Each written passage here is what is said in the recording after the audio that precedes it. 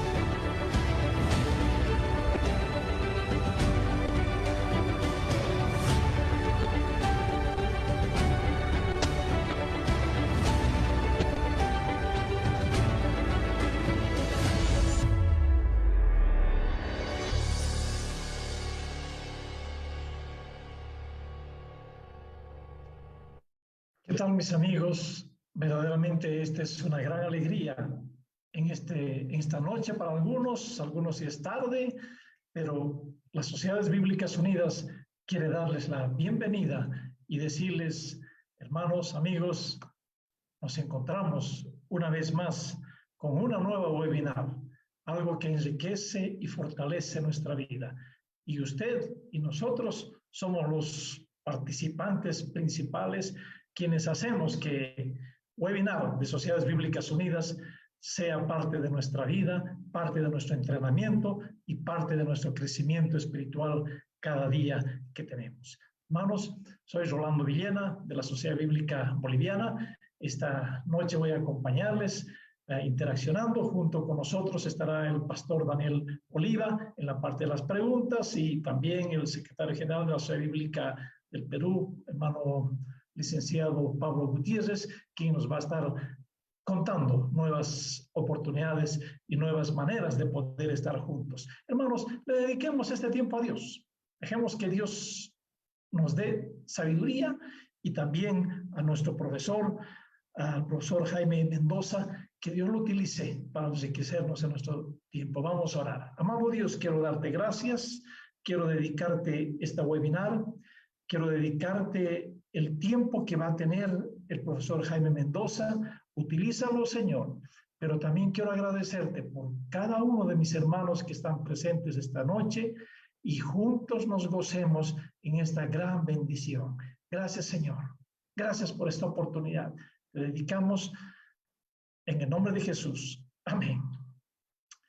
Algunas recomendaciones que no estarán de más para nuestros amigos que nos visitan en esta webinar por primera vez. Queremos que usted registre su nombre en el chat del Zoom, póngale su nombre y su apellido y el país, porque al finalizar vamos a dar el nombre de algunos hermanos que van a ser bendecidos con un recurso bíblico que otorga cada sociedad bíblica en su país. Entonces, si tenemos registrado su nombre y usted está permaneciendo hasta el final, es probablemente mucha posibilidad de que usted se lleve este recurso bíblico, esta bendición de las sociedades bíblicas. También quiero animarle a que usted, mi hermano, al estar atento en la conferencia, tiene alguna duda, registre su pregunta póngalo en el chat. Hay un equipo de hermanos que estarán revisando aquello, la seleccionaremos su pregunta y el profesor Jaime Mendoza estará dando respuesta en la medida en que tengamos esa posibilidad de oír esa respuesta. Entonces, hermanos, haga sus preguntas, no se olvide, ponga su nombre, apellido y su país y bueno, vamos a entendernos mejor. Hermanos, sin perder más tiempo, quiero presentar al profesor Jaime Mendoza. En verdad, es una enciclopedia para nosotros en el sentido de la bendición que Dios le ha dado. Él tiene una licenciatura y un bachillerato en ministerio pastoral. Es egresado en misiología de la Facultad Evangélica Orlando Costas. Es egresado con un máster en teología en el seminario de Landmark y actualmente está trabajando en una maestría en ciencias de la religión en la Facultad de Posgrado de Ciencias Sociales de la UMS. Entonces, hermanos, él estará bendiciéndonos con esa experiencia que Dios ha puesto en su vida. Él es peruano y bueno, mi hermano, esta noche, este tiempo, aquí tiene usted un gran tesoro de siervos de Dios, hombres y mujeres de muchos países de Sudamérica, de Centroamérica, algunos tenemos de los Estados Unidos, hay gente que nos escucha desde España. Entonces, profesor Jaime, este tiempo es para usted. Muchas bendiciones. Adelante, profe. Gracias. La gracia y la paz del Señor con cada uno de los presentes por esta modalidad y agradecer a Dios porque por esta coyuntura, no importa la distancia, pero por esta modalidad nos podemos reunir alrededor de la palabra, ¿no? Creo que no va a haber ninguna oportunidad de unidad si no vinimos a la palabra, ¿no?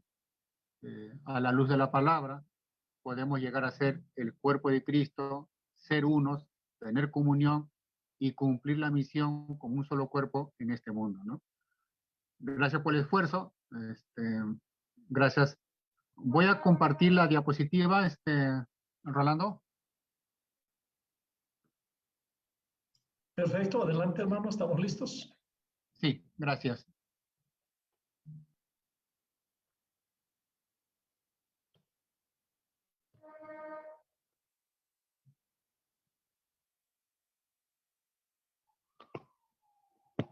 El tema que nos convoca, principios de interpretación del Evangelio de Lucas, pero voy a aplicarlo a Lucas 5 del 1 al 11, ¿no? Está por demás, hacer la acotación de silenciar el audio, ¿no? Creo que todos hemos aprendido eso. En la actualidad hay una crisis dentro del ámbito evangélico en general porque estamos muy divididos, muchas iglesias, divisiones diferentes, como que no se ve la unidad de Cristo en nosotros. El mundo nos ve, dicen que son cristianos, pero son distintos y diferentes. Ahí hay un problema de testimonio. Segundo, hay muchos sistemas teológicos, tantos, diversos, y a veces se contraponen. ¿Cuál es, si se puede decir, la bíblica o la correcta? Ese es otro dilema que tenemos. Cada vez aparecen nuevos sistemas teológicos. Tercero, la gente de la sociedad nos ve a nosotros como una religión más. No notan la diferencia de la particularidad del cristianismo, ¿no? Como somos una religión más, igual les da que puedan estar aquí o puedan estar allá, ¿no? Entonces, se debe trabajar una diferencia entre religión y cristianismo, ¿no? Y versiones, hay muchas, bastante distintas, diferentes versiones de la Biblia y cada una de ellas asume que es ser la verdadera, ¿no? Entonces, ahí tenemos otro dilema. Y por último, la polarización ministerial. El ministro de la palabra, algunos se abocan a la parte más práctica, oración, ayuno, evangelización, visitación, misión, ¿no? Y hay otro grupo de ministros que se abocan más a la parte teórica, ¿no? Estudian, reflexionan, exégesis, teología, doctrina. Entonces, se ha polarizado, lo cual no es correcto. Todo ministro debe ser teólogo bíblico, y solamente un teólogo bíblico puede hacer muy buenas las prácticas ministeriales, ¿no? ¿Es importante la interpretación? Es importante, radicalmente importante la tarea del obrero, del líder o del pastor, ¿no? Cuando se interpreta el acto principal de todo ministro, el beneficio es que al interpretar hacemos teología. No hay teología de la palabra sin interpretación. Puede haber sistemas teológicos, pero hablamos de teología de la palabra. La teología de Lucas, la teología de Juan, la teología de Pablo, Jeremías, Isaías, ¿no? Y el intérprete, cuando se aboca a este acto principal, no solamente obtiene teología, sino que su vida es afectada porque la palabra tiene poder. Nadie quien viene a Dios y a su palabra sale por igual. Siempre es afectado por la palabra, ¿no? ¿A dónde iremos? No hay nadie fuera de ti que nos pueda dar palabra de vida eterna, ¿no? Decían los discípulos ante Jesús, ¿no? Y cuando tenemos esto, teología y vida, fruto de la interpretación, ya tenemos una función que cumplir, comunicar o predicar la palabra. Y la consecuencia del acto de la predicación es la transformación de personas, familias y sociedades, ¿no? Importante la interpretación. No habría estas consecuencias si no se da la interpretación como corresponde. Todo obrero, líder, ministro, realizamos 4 acciones fundamentales. Pueden ser 3 o 2, pero realizamos esto. Evangelizamos, evangelización, predicación, enseñanza y consejería. Son modos de comunicar el mensaje de la palabra. Evangelización a los no creyentes, ¿no? Le compartimos acerca de Cristo. Predicación, predicamos la palabra para la vida cotidiana de los creyentes. Enseñanza, enseñamos la palabra para su profundidad y su madurez. Consejería, compartimos la palabra a personas que pasan situaciones críticas. Pero estos 4 modos de comunicar dependen de la interpretación. Sin interpretación no hay contenido para evangelización, predicación, enseñanza, consejería. El evangelista debe conocer los 4 evangelios, mínimo uno, pero si no conoce ninguno de los 4, ¿de qué Cristo estaría hablando? Porque la fuente única que tenemos acerca de Cristo está en los 4 evangelios. El mundo teológico, el mundo ministerial es grande y complicado. La escalera podría ser una ilustración para ello. El primer escalón, teología exegética. Segundo escalón, teología bíblica. Tercero, teología histórica. Cuarto, teología sistemática. Quinto, teología contemporánea. Último, teología práctica. Cada uno de esos es un mundo. Si uno nota, el primer escalón es determinante. Sin interpretación del libro central de la Biblia, todos los otros escalones tienen riesgo. Y si no interpretamos, hay mucho más riesgo en los otros escalones. El edificio, cada habitación es un mundo teológico. Teología bíblica, teología histórica, teología sistemática, teología contemporánea, teología práctica. Pero el edificio depende de la base, depende de los fundamentos. Y esa base o ese fundamentos, para que el edificio esté estable, firme, depende de la interpretación. Entonces, en ese aspecto, la interpretación es clave, porque por la interpretación obtenemos la verdad acerca de quién y cómo es Dios, y de quién y cómo somos nosotros. Y esa verdad viene de la palabra. Nadie nos ha dicho en el mundo que somos pecadores. Esa afirmación categórica viene de la palabra, fruto de escudriñar la palabra, de interpretar y entender correctamente la palabra. Y donde está la verdad, hay vida. Y obtenemos vida eterna, vida auténtica. Y por la verdad, por la verdad, seremos libres.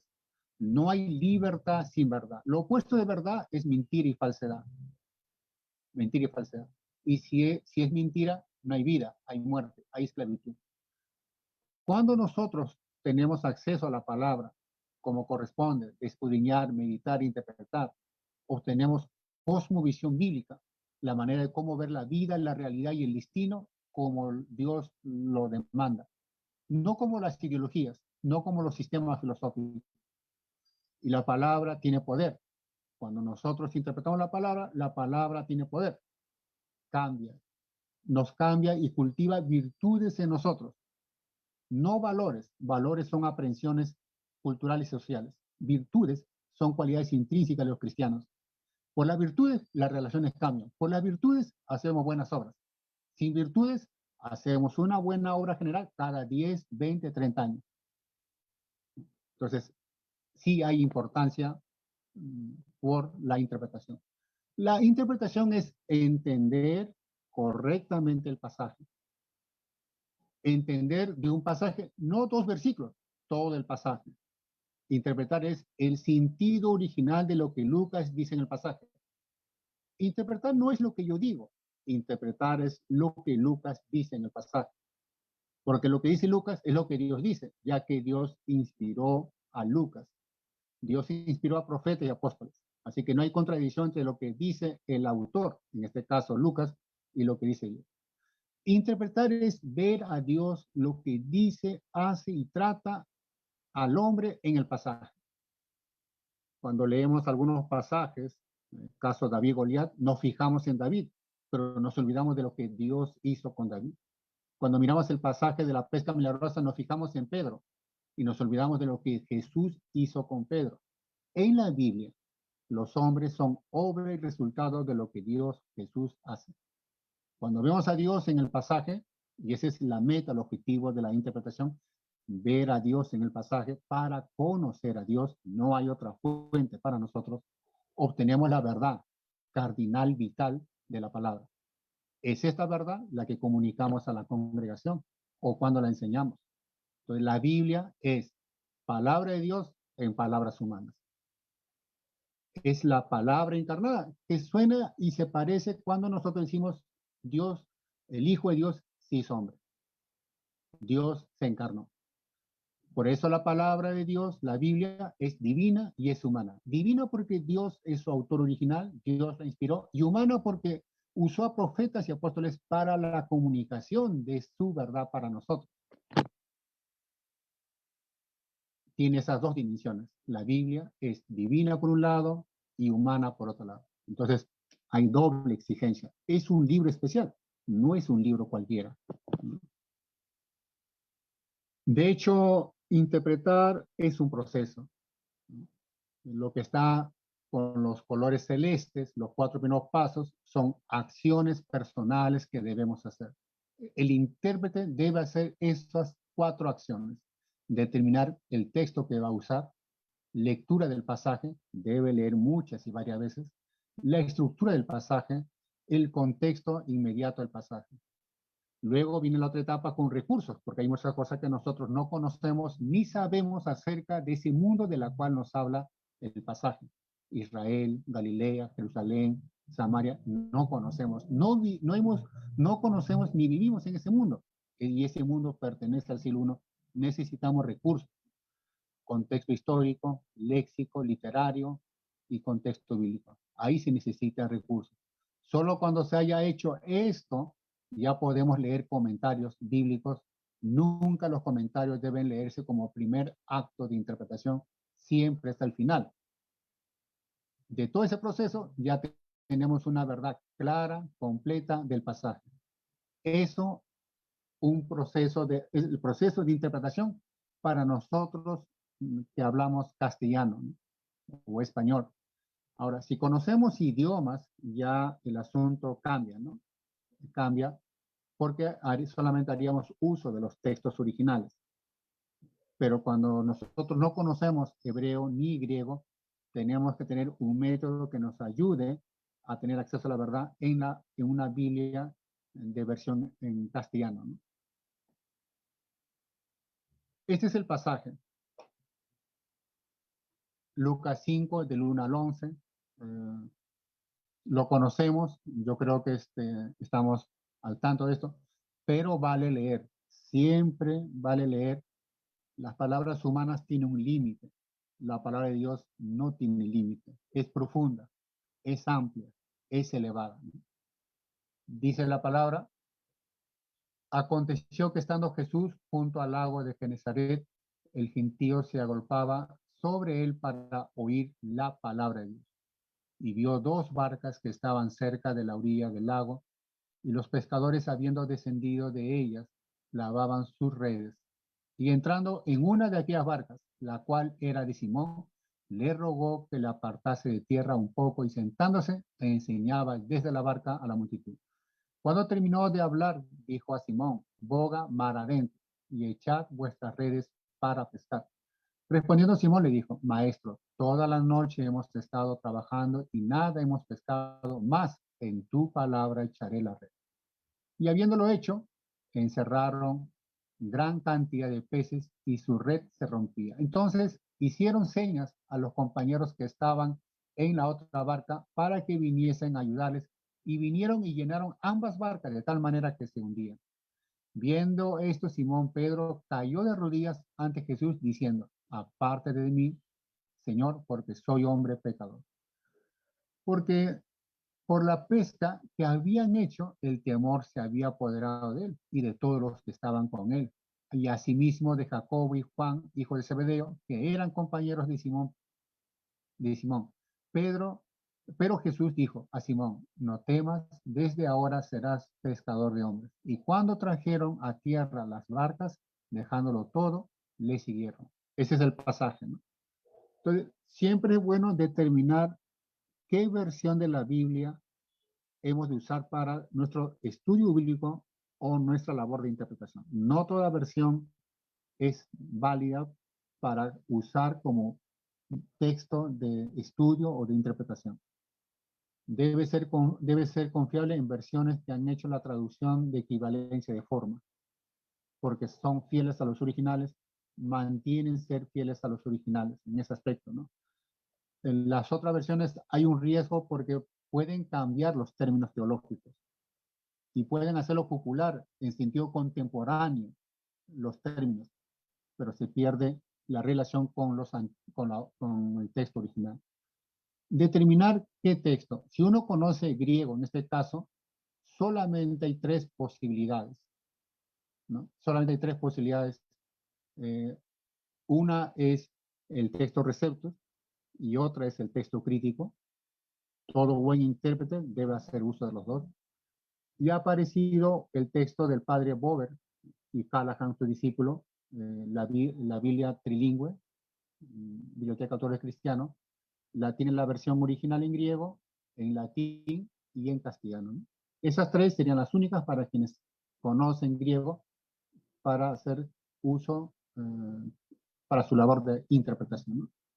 Dicho eso, entonces, es bueno, hermanos, que nosotros leamos todo corrido.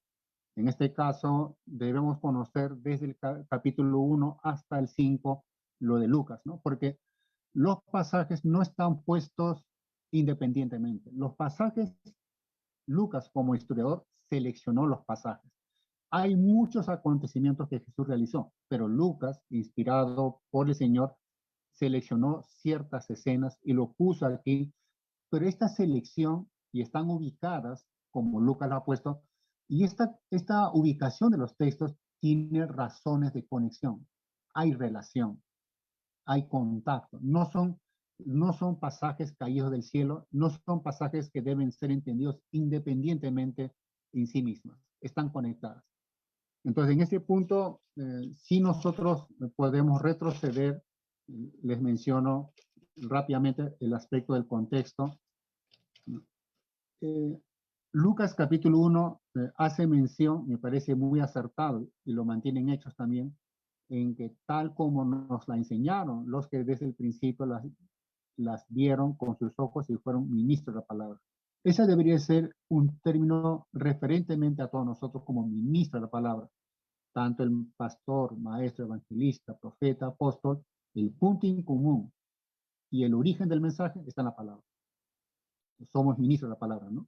Estamos al servicio de ella, no sobre ella, ¿no? Y se menciona el anuncio del nacimiento de Juan, pero voy con el caso del anuncio del nacimiento de Jesús. El ángel Gabriel viene a María, le da a conocer un hecho y a la par le da el significado del hecho. Pero Lucas tiene esa perspectiva. Da un hecho y da el significado de ese hecho. No hace referencia a uno de esos dos. Siempre va el hecho y el significado. Entonces le dice, vas a tener un hijo, será una obra milagrosa, pero es hijo del Altísimo, ¿no? El Señor Dios le dará el trono de David. Le da el significado del hecho, ¿no? Esto mismo nosotros podemos verlo en el capítulo 2, el hecho, capítulo 2, del 1 al 7, el nacimiento de Jesús. Ese es el hecho. Del 8 hasta el 20 le da el significado de ese hecho a los pastores. Es decir, María no sabría el significado del hecho, ni tampoco el hecho, si el ángel no lo revela. Y los pastores no sabrían sobre este hecho, y menos el significado, si los ángeles no les revelan esto, ¿no? Y por eso dicen, por eso le dicen, no temáis porque yo os doy nuevas de gran gozo, que será para todo el pueblo. Verso 11, que os ha nacido hoy en la ciudad de David un Salvador, que es Cristo el Señor. Y ellos obedecen, bajan y confirman el hecho y el significado, ¿no? Luego, capítulo 2, verso 21, es presentado Jesús en el templo. María y José van al templo, presentan al niño Jesús y se encuentran con Simeón. Y Simeón esperaba este acontecimiento y él sabe el significado de este niño. Hay un hecho que él espera y el significado de este hecho se le ha sido revelado. Y él mismo lo expresa, este hombre justo y piadoso, verso 25, que esperaba la consolación de Israel, y el Espíritu Santo estaba sobre él. Y le había sido revelado por el Espíritu Santo que no vería la muerte antes que viera la unción del Señor. Movido por el Espíritu, vino al templo cuando los padres del niño Jesús lo trajeron al templo para hacer por él conforme al rito. Simeón no sabría sobre este hecho, ni tampoco el significado, si no se le revela. Luego, en ese mismo lugar, Ana se encuentra con Ana, la profetisa. Ella también se le revela sobre este hecho y el significado.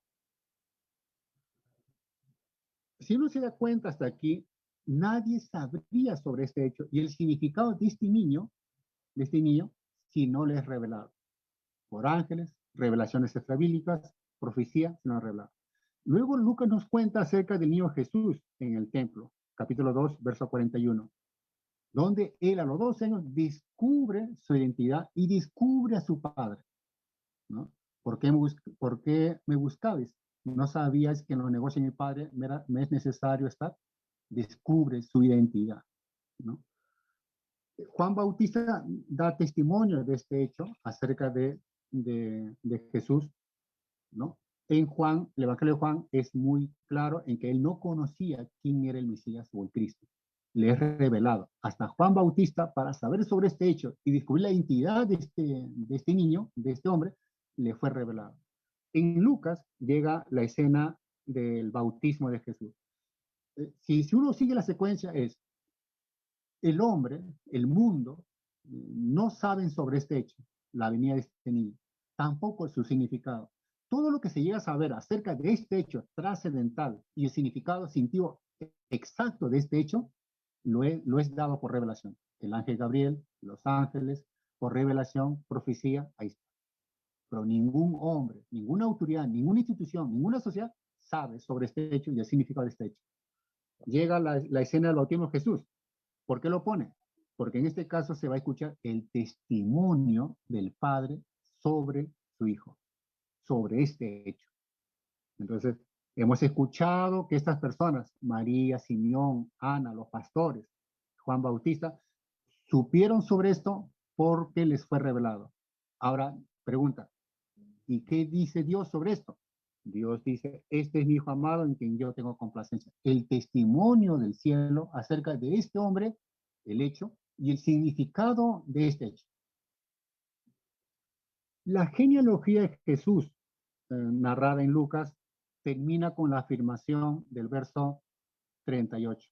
Hijo de Nos, hijo de Set, hijo de Adán, hijo de Dios. Adán, hijo de Dios. Y conecta la escena de la tentación. Conecta la escena de la tentación. En este punto, Jesús, el segundo Adán, Jesús va a repetir el hecho ocurrido en el Edén, solamente que en este caso Jesús estaría en una situación en desventaja, más propenso para caer. Adán y Eva estaban en un escenario favorable, más propenso a ganar, vencer. Sin embargo, cayeron. Ahora Jesús viene, Dios hecho hombre, ¿no? Este mi hijo amado en que yo tengo complacencia, y él va a actuar y va a vencer al tentador en un escenario adverso. ¿No? Y en este punto se confirma el testimonio del tentador. Si tú eres el Hijo de Dios, y lo repite, hasta ahí. El hombre común no sabe de quién es este hombre y menos el sentido y el significado. De la tentación, Jesús asume de cuán importante es escrito está. Y él empieza a enseñar en las sinagogas o a predicar en las sinagogas. Y cuenta Lucas la escena de Jesús en Nazaret, su primera prédica. Lo escuchan y quedan impresionados todos. Todos daban buen testimonio de él y estaban maravillados de las palabras de gracia que salían de la boca, de su boca. Y sigue aplicando la prédica Jesús a su tiempo, a la gente de su tiempo en Nazaret. Y al oír la aplicación, verso 28, al oír estas cosas, todos en la sinagoga se llenaron de ira. Levantándose, lo echaron fuera de la ciudad y lo llevaron hasta la cumbre del monte sobre el cual estaba edificada la ciudad de ellos para despeñarlo. Pero él pasó por medio de ellos y se fue. ¿Cuál es la conclusión ahí? Jesús aprende que cuán importante es escrito está, permanecer en escrito está. Quien permanece en escrito está, permanece en Dios. Y él cumple esto de anunciar escrito está y la gente lo quiere matar. Él continúa con predicar, enseñar, anunciar. Llega el verso 31 del capítulo 4 y Jesús está en Capernaum, está enseñando y de repente aparece un poseso y Jesús obra y actúa y libra al poseso. Gran hazaña, gran milagro, gran misericordia. Termina esa escena, Jesús va a la casa de la suegra de Pedro, pero ella se encuentra en alta fiebre y los discípulos interceden y ocurre un milagro. Ella es sanada y ella se pone a servir inmediatamente. Llegado a la tarde, a las 6, ya, todos los enfermos, todos los posesos vienen a Jesús y Jesús sana, Jesús libera. El verso 42, verso 42. Toda esa secuencia llega al verso 22. ¿Por qué? Porque Jesús había asumido el hecho de que es importante predicar, enseñar. Es importante esto, ¿no? Pero sin embargo, cuando él ejerce el ministerio público, se da cuenta que hay mucha necesidad. Enfermos, pacientes, posesos, esto y aquello. Entonces el dilema que él pasó es, por la realidad, yo tendré que cambiar mi misión, tendré que abocarme más a curar, sanar y liberar, y ya no a predicar. Un dilema que él pasó. Ser humano implica pasar dilemas y resolverlos. Y Jesús ante ese dilema, verso 42, verso 43, dice, pero él les dijo, es necesario que también a otras ciudades anuncie el evangelio del reino de Dios, porque para esto he sido enviado. Y predicaba en la sinagoga. Y ahí viene el pasaje que hemos leído y tratado.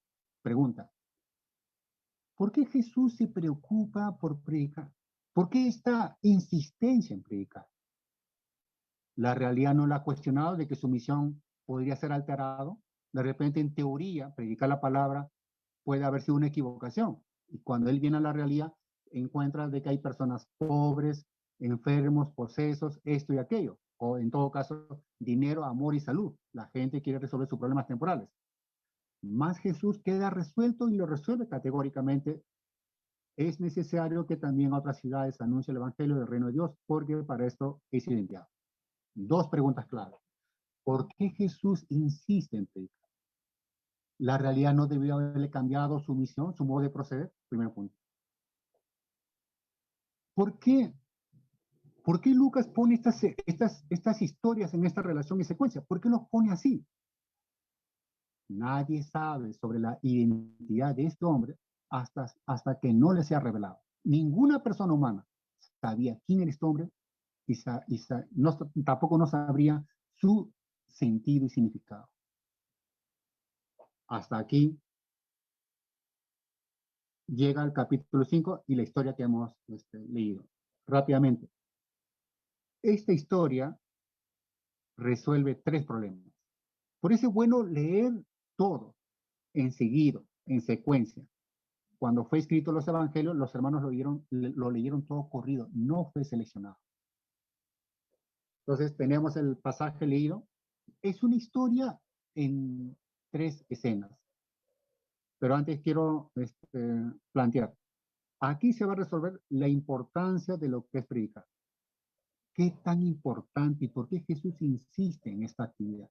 Segundo, ¿no es cierto que es mucho más importante atender las necesidades temporales de enfermos y posesos y estos y aquellos? ¿No es más importante? Y Jesús con esta historia resuelve ese dilema. Y tercero, ¿cuál es la finalidad de la predicación? ¿Sí? ¿Cuál es el objetivo máximo de la predicación?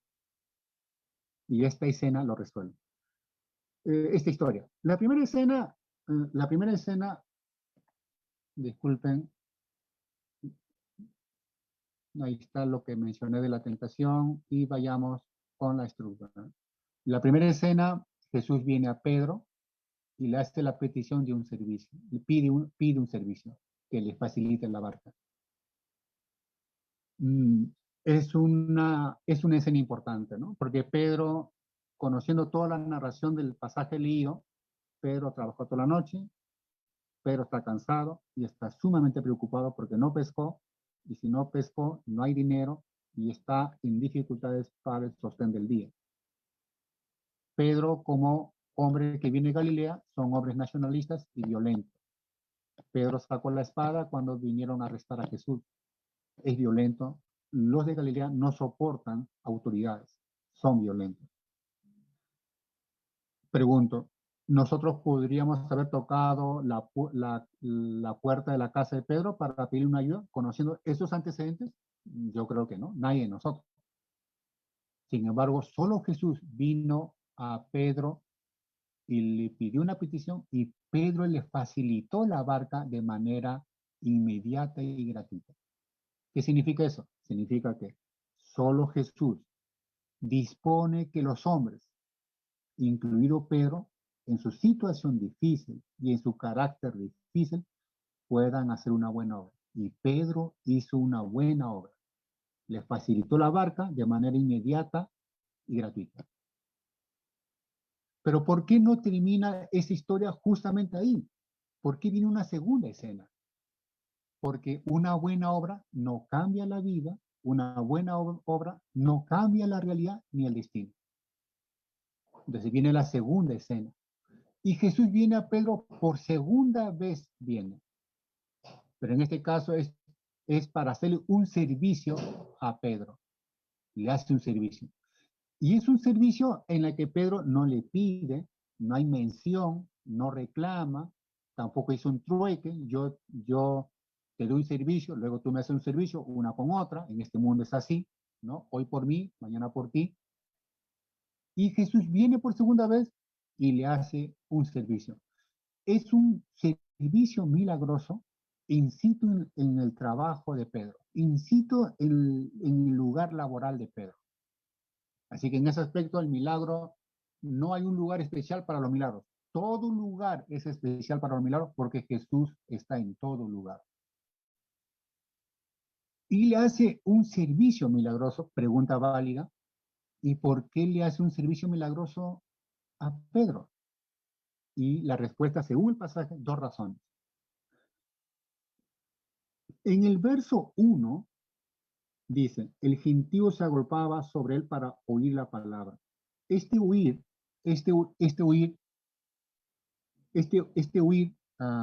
en griego es aquo, pero no solamente es huir audiblemente, es oír para obedecer.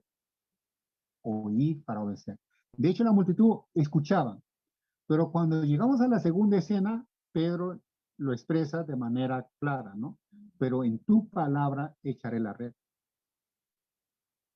Entonces, dos razones por las cuales ocurre un milagro in situ laboralmente en Pedro.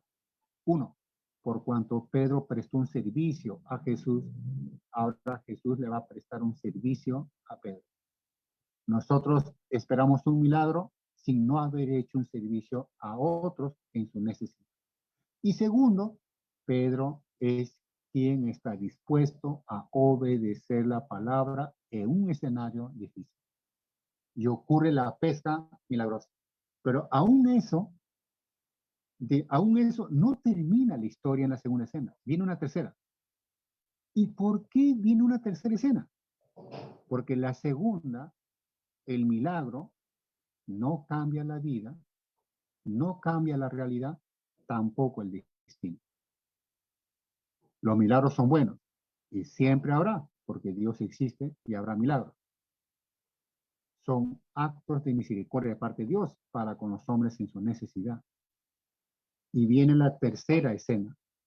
Y la tercera escena es bien extraña, ¿no? Porque es Pedro quien viene a Jesús y realiza una confesión. Para Lucas, este acto es trascendental. ¿Por qué es trascendental? ¿Por qué Jesús ya no vino por tercera vez? Es trascendental porque la confesión de Pedro expresa dos verdades cardinales en la vida humana. La identidad de este hombre, Señor, y la identidad de Pedro, que es hombre pecador. No dice que es mal pescador, porque soy hombre pecador. En ese aspecto, el objetivo de la interpretación es el encuentro con Jesús, donde descubrimos la identidad de quién es Jesús y la identidad de quiénes somos nosotros. No es un asunto de copia y pega o de que alguien nos vaya a soplar las respuestas a esta pregunta. La fe es un acto personal de descubrimiento. Este supera las dos anteriores, supera la buena obra, supera el milagro, porque este acto de confesión cambia la vida de Pedro. Ya no es, ya no es Simón, es Pedro. Le cambia de oficio, ya no es pescador de peces, pescador de hombres. Le cambia la historia y el destino, porque empiezan a seguir a Jesús, dejándolo todo aquí y lo siguen. Y, y es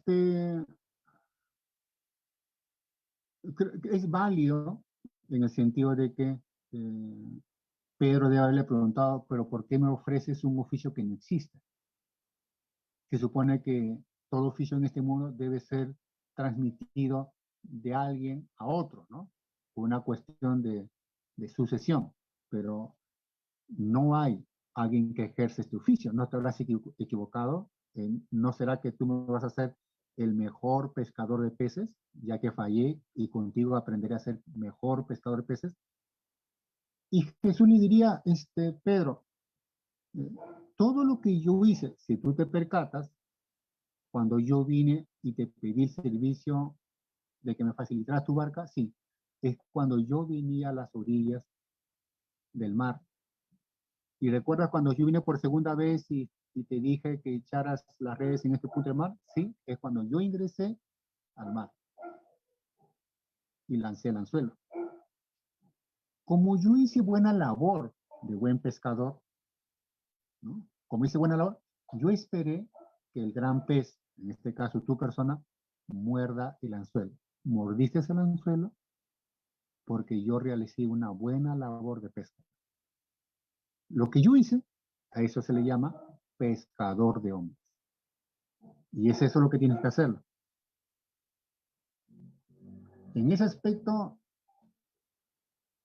esta confesión, fruto de predicar y enseñar, porque el asunto es que por la predicación de la palabra, los hombres y las mujeres se encuentren con Jesús, descubran quién es Jesús personalmente, conscientemente, lúcidamente y profundamente, y al descubrir la identidad de quién es Jesús, automáticamente el hombre descubre su condición real. No de que es mal marido, mal amigo, mal trabajador, descubre su auténtica identidad. Soy hombre pecador. Y a partir de esa confesión, no impuesta, sino por un asunto de descubrimiento personal de la verdad, cambia su vida, cambia su oficio, cambia su historia y su destino. La verdad de este pasaje sería Jesús, el pescador de hombres. ¿Qué resuelve con todo esto? Lo que resuelve es lo siguiente, ¿no? De hecho, Jesús sana, cura, libera. Pero esas son actos de misericordia, no supera el acto de la predicación. Porque por la predicación se posibilita el encuentro entre el hombre y Jesús. Y ese acto de la predicación es para que el hombre descubra de manera personal la identidad de Jesús. Y cuando eso ocurre, descubrirá su identidad real. Y a partir de ahí, el cambio es trascendental. Lo que no puede ser una buena obra, es una buena obra. Prestar la barca es una buena obra, pero no cambia la vida, destino ni realidad. El milagro es una buena obra de parte de Jesús, pero no cambia la vida, la realidad ni destino. Siempre, hasta ahí, es leer la palabra, tener una versión que no sea accesible a los originales, tener un método de interpretación, tener buenos recursos, tener pasión, dar tiempo y leer todo con suma atención.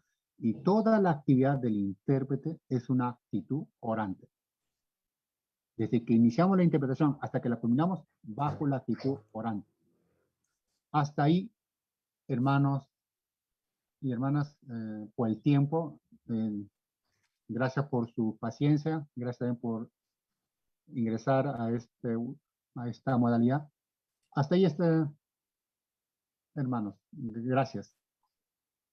Gracias, profesor Jaime Mendoza. Le voy a pedir para que deje de compartir su pantalla. Sí. Por favor. Ok, para que deje de compartir la pantalla. O si no, Ronald, por favor, sí. Perfecto, ya bueno. Gracias, profesor Jaime Mendoza, por habernos compartido. Estas son parte de las ciencias bíblicas. Cada webinar como que vamos enriqueciéndonos, vemos una faceta de las ciencias bíblicas. En este caso, hemos podido ver los principios para poder estudiar, y en este caso ha sido un análisis sincrónico literario, donde hemos podido ver la introducción, la estructura del texto, las escenas del texto y la conclusión y el mensaje. Vamos a pasar a la parte de preguntas, pero antes de pasar a la parte de preguntas, ustedes verán de que hemos cambiado de fondo. Tenemos un nuevo fondo de pantalla y ese fondo es que está comunicando el próximo diplomado que vamos a tener, las Sociedades Bíblicas Unidas, ¿no? Y es el Diplomado Internacional en Antiguo Testamento. Si me permites compartir, Ronald, solamente quiero compartirles ahora una de las características de este diplomado es su plataforma, ¿no? Entonces tenemos una plataforma, ustedes pueden ver allí, es una plataforma de e-learning de Moodle, es que la tienen los diferentes centros de formación educativos a nivel universitario, ¿no? A nivel superior, y nosotros tenemos esta plataforma que se llama Campus Bíblico, ¿no? Y esta plataforma que nos permite tener un complemento a las clases que uno recibe en forma sincrónica. Y uno aprovecha la plataforma en forma asincrónica, es decir, después de la clase, antes de la clase, y nos sirve como un refuerzo. En este caso, aquí está el diplomado que está terminando el día de mañana, que es el Diplomado Internacional de la Biblia, y tiene 6 cursos. Uno puede ver los cursos que uno lleva, ¿no? Y cuando uno ingresa a cada curso, en todos los cursos que va llevando, tiene la descripción del curso, ¿no? Accede a la clase virtual, tiene el sílabus respectivo, uno marca su asistencia y tiene el video de cada curso, ¿no? Y aquí están las 8 clases que se tiene durante los 6 meses que dura el curso. El diplomado se desarrolla de 9 de la mañana a 1 de la tarde. Uno puede realizar preguntas al profesor y cada clase tiene sus temas y subtemas, su metodología, y puede ingresar a la grabación de la clase. Si por alguna vez no pudo asistir el día sábado, puede verlo durante la semana, puede verlo durante la noche, está disponible 24/7, o si desea volverlo a ver, como me ha pasado a mí varias veces, he vuelto a ver para poder profundizar más en la clase. Luego tiene el PPT, el PowerPoint de la clase que se desarrolló.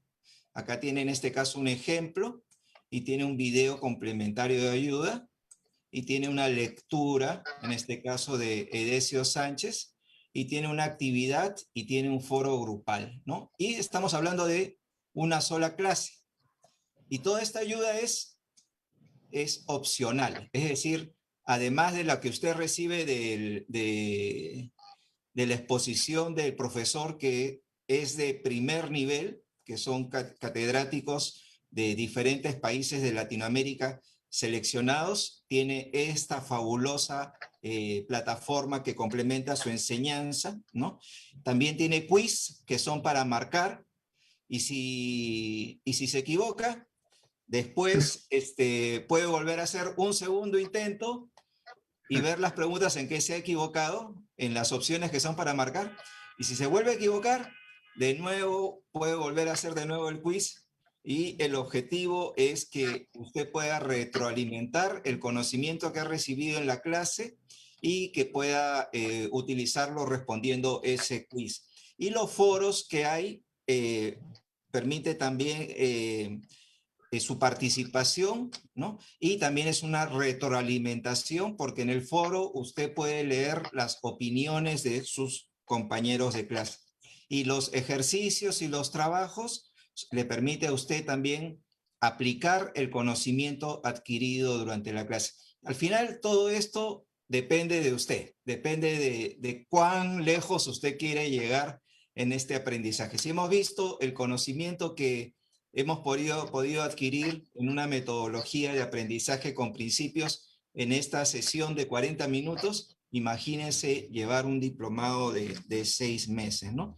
Y este diplomado de Antiguo Testamento, los temas son introducción al contexto y las tradiciones del Antiguo Testamento, la Torá y el acercamiento al Pentateuco, los profetas anteriores y los profetas posteriores, los libros poéticos y sapienciales, y la literatura intertestamentaria. Así que ya les vamos a por allí animando para que puedan estudiar y puedan crecer y profundizar en el conocimiento bíblico. Y bueno, vamos a la parte de preguntas y dejo con ustedes al pastor Daniel Oliva, director ejecutivo de la Sociedad Bíblica de Ecuador. Muchas gracias. Gracias, Pablo. Gracias a nuestro expositor. Tema desafiante, me pareció sumamente útil todo el marco introductorio que nos planteó ya una base de comprensión del Evangelio de Lucas, que nos sirve no solo para este pasaje de Lucas 5, sino para todo el resto del Evangelio. Tenemos algunas preguntas de los participantes. Una tiene que ver con la comunidad de Lucas. ¿Quiénes conforman la comunidad de Lucas? ¿A qué grupo humano, de qué extracción, podemos decir, se está dirigiendo Lucas con este evangelio? Sabemos que en el capítulo 1, los primeros 4 versos, hay una introducción de Lucas hacia un personaje llamado Teófilo. ¿Okay? Y que tiene la intención, ahí expresa la intención de la escritura del Evangelio. Pero ¿qué sabemos sobre la comunidad lucana, los hermanos y hermanas que conformaban esta iglesia? De hecho, lo que nosotros conocemos es que eran cristianos de trasfondo helénico, con un trasfondo griego, ¿no? Y eso se puede reforzar porque en los griegos la diferencia social era notoria. Me refiero a que los que eran los de arriba despreciaban a los de abajo. Y en el Evangelio de Lucas enfatiza y resalta que los que son marginados, o en todo caso los débiles de la sociedad, son tomados en cuenta. Los niños, las mujeres y los enfermos, ¿no? Entonces, ahí, distinto el caso de Marcos, dirigió a la comunidad cristiana de los romanos, el tema del reino de Dios, el poder, es un tema central ahí, ¿no? Entonces, no solamente tenían ese rasgo, sino que también el asunto era el espíritu corporativo, porque en el caso de los helénicos el individualismo es fuerte, pero ahí se resalta el espíritu corporativo, ¿no? Y el otro es bien interesante, mientras que los griegos enseñaban que los dioses eran fruto de una relación de una deidad y una mujer, ¿no? Salía pues un semidios. Cuenta Lucas el nacimiento de Jesús, que no ocurre como los mitos conocidos en los griegos, ¿no? Entonces, es un hecho trascendental, Dios hecho hombre, ¿no? Entonces, distinto que los mitos, ¿no? Entonces, marca la diferencia con los mitos griegos, marca la diferencia con el carácter social de discriminación y apela al espíritu corporativo, ¿no? Y último, lo que los griegos no podían haberse imaginado, que Dios podría entrar en la historia humana y obrar y actuar en la historia humana. Los dioses griegos venían y apenas hubo un peligro, se salían de la historia y mantenían su deidad, su posición, su estatus en el monte Olimpo, pero no en la tierra, ¿no? Entonces, en el caso nuestro, Dios no solamente es Dios en el cielo, sino que también en la tierra. Sí. Gracias, gracias. Y con esto último que usted dice, profesor, me hace acordar de ese pasaje en Lucas 9:51, creo que es, cuando dice que Jesús, sabiendo lo que tenía que enfrentar en Jerusalén, afirmó su rostro, ¿no? En esa crisis no sale corriendo, sino que enfrenta la crisis y se dispone a morir y entregar la vida, ¿no? Me ilumina mucho el comentario que usted hizo sobre esa encarnación media oportunista de los dioses griegos, ¿no? En las dificultades y en las crisis vuelven al Olimpo, en cambio Jesús, Dios encarnado, sigue hasta el final en la historia, ¿no? Gracias. Hay una pregunta sobre el pasaje, que es ¿cómo descubre la identidad de Jesús Pedro? ¿Qué podemos encontrar en ese diálogo entre Pedro y Jesús que al final, apártate de mí que soy hombre pecador? Buena inquietud. Me ayuda para poder introducir este elemento. Cuando tenemos un pasaje de 11 versículos, no hay que seleccionar. Nadie debe enamorarse. Me gusta el verso 3. ¿Por qué? No sé, porque 3 es Trinidad. No, me gusta el verso 7. ¿Por qué? 7 es perfección. No lo sé, sí, pero prohibido seleccionar, prohibido mutilar. Se toma todo el pasaje. ¿Por qué? La verdad que Dios nos quiere comunicar viene en todo el pasaje, no en un verso. Está en la totalidad. La verdad está impregnada en la totalidad. Primer punto. Segundo punto. La verdad de Dios no está en un verso. La verdad de Dios está en una revelación progresiva en el pasaje. Tomando la pregunta sería así. De hecho, cuando Jesús viene a Pedro, Pedro descubre, bueno, es un hombre. Y poco más dice, me parece que es maestro, porque quiere enseñar a la gente. Hasta ahí va su primer descubrimiento. Luego, en la segunda escena, descubre, no, no solamente es maestro, también tiene poderes, porque ocurrió un asunto que yo no podía hacer. Y sumando todo, y viendo a Jesús, no solamente es maestro, no solamente es uno que tiene poderes para hacer milagros, es alguien especial. ¿En qué siento especial? Porque me revela mi condición de ser pecador. Y en ese aspecto, supera la condición de ser un hombre que hace milagros. Señor, aparte de mí, porque soy un pecador. Pedro lo descubrió progresivamente esa verdad. Cuando uno ve el pasaje, uno se va a enamorar de la pesca milagrosa. Casi comúnmente, ¿qué dice el pasaje? Jesús tiene poder para hacer la pesca milagrosa. Hasta ahí no llega. Pero como hemos seleccionado y no hemos visto ni entendido todo, ese es un gran defecto que se debe corregir. Prohibido seleccionar, prohibido mutilar. Es todo. Y la verdad es una verdad acumulativa, ¿no? Gracias, gracias. Tenemos una pregunta, una pregunta más que viene de los participantes. ¿Qué quiere decir que Pedro dejó su trabajo por Jesús? Y busca una aplicación, ¿no? La misma persona que pregunta. ¿Quiere decir que nosotros debemos hacer eso para compartir el mensaje de la predicación, para compartir la predicación del Evangelio? Sí, hay que tomar en cuenta desde la perspectiva de Lucas. Desde la perspectiva de Lucas es que Jesús asume que hay una tarea fundamental, predicar el reino de Dios, ¿no? Predicar el Evangelio de Jesucristo. Pero el mundo es tan grande que necesita mensajeros. Entonces él llama a algunos, no llama a todos, llama a algunos, y esos algunos son quienes se van a abocar en tiempo completo a esta labor.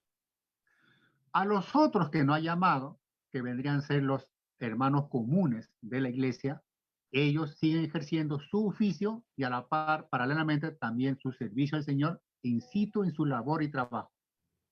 Pero para quienes van a asumir el ser, Lucas capítulo 1, ¿no?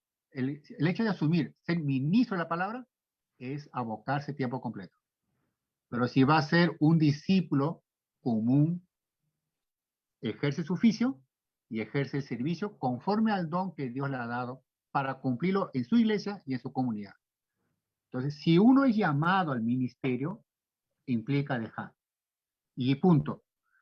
Nadie es bueno en algo si no se entrega en cuerpo, alma y espíritu. Quien tiene 3 oficios no va a ser bueno en ninguno de los 3. Puede hacerlo, pero será de modo general. Lo que hoy se necesita es auténticamente verdaderos ministros de la palabra. Solo ellos afectarán significativamente porque cuando predican, la gente se encontrará con Jesús. No es el encuentro de la gente con el predicador. No es importante el predicador. El mensaje es trascendental porque posibilita el encuentro del hombre con Jesús. Y ese encuentro, en tanto que es bíblico, fruto de interpretación y una fiel predicación, habrá cambio de vida, cambio de oficio, cambio de historia y cambio de destino. Y no tendrá en reparo de dejar, no tendrá nostalgia, porque sabe quién le llamó. ¿No? Eso. Y el que llama es fiel para cumplir el compromiso y el respaldo del llamado, ¿no? Exacto. Muchísimas gracias, profesor Jaime. Gracias. Quedamos con muchas expectativas sobre el pasaje, pero las pistas que usted nos dio nos ayudan mucho a iluminar no solo este texto, sino el Evangelio de Lucas. Muchas gracias. Por favor, mi hermano Rolando, de la Sociedad Bíblica de Bolivia. Gracias, Pastor Daniel. Gracias, profesor Jaime, por esta motivación, este desafío. Y bueno, yo creo que así como yo me he sentido hoy, muchos de mis hermanos estarán pensando de esa tentación que a veces tenemos de sacarle un versículo y pegarle una interpretación de aquello. Qué tremendo desafío. Qué motivación, profesor, y qué bendición que hemos tenido en este tiempo. Hermanos, esta noche, como hemos indicado, o como todas las webinars, bendecimos a algunos hermanos por su fidelidad, su compromiso, y queremos compartir las sociedades bíblicas en cada país o los que estamos participando en la webinar, un recurso bíblico. Y esta noche tengo aquí en mi mano la lista de los hermanos que han sido bendecidos con un recurso bíblico. Del Perú tenemos a hermano Alejandro Cortés. De Chile, Mario Fernández. Del Ecuador, Juan Carrión. De Guatemala, Oseas Gutiérrez. De Colombia, Gina Paola González. De Bolivia, Zacarías Salas. De Panamá, Yarimet de Blanco. República Dominicana, Victoria Ibelice Santana. De Uruguay, Lourdes Torres. Estos son los hermanos que han sido bendecidos. Mis hermanos, a partir del día lunes, por favor, acérquense a la Sociedad Bíblica en su país y mencionen que usted ha participado de la webinar desde viernes y su nombre seguramente ya va a estar registrado en la administración, en algún lado, para que usted retire este recurso bíblico que ha sido bendecido. Bien, hermanos, el próximo viernes tenemos también otra cita muy interesante y voy a pedir a nuestro hermano Ronald que por favor me comparta y vamos a poner el título del siguiente webinar: Rasgos de la comunidad creyente en el Evangelio de Juan. Qué interesante. Hermanos, vamos a ser bendecidos con la exposición de la licenciada Andrea Ramírez Daza y no se olvide, por favor, en la semana le va a llegar la invitación, regístrese y aparte este tiempo que otro desafío. Hoy hemos trabajado un poquito con el Evangelio de Lucas. Ahora vamos a ver un poquito del Evangelio de Juan.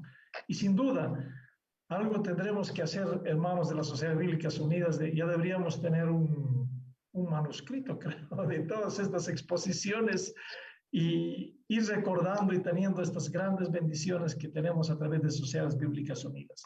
Hermanos, que el Señor bendiga, que Él nos dé fortaleza y sabiduría en este tiempo y que queremos encontrarnos la siguiente semana con usted y invite a nuevos amigos a que sean parte de la familia bíblica, parte de las webinars y parte de este entrenamiento que las Sociedades Bíblicas Unidas nos permite. Con esto hemos terminado. Ahora tenemos posibilidad de abrir nuestro micrófono, darnos una despedida, un saludo. De repente ha visualizado a alguien, mándele su saludo y hermanos, que Dios nos bendiga, que Dios nos fortalezca y nos encontraremos el próximo viernes. Un gran abrazo a cada uno de ustedes. Bendiciones para todos. Bendiciones a todos. Gracias, profesor. Gracias, profesor Jaime. Muchas gracias, profesor. Felicidades a todos. Bendiciones. De Panamá, bendición. Gracias a todos.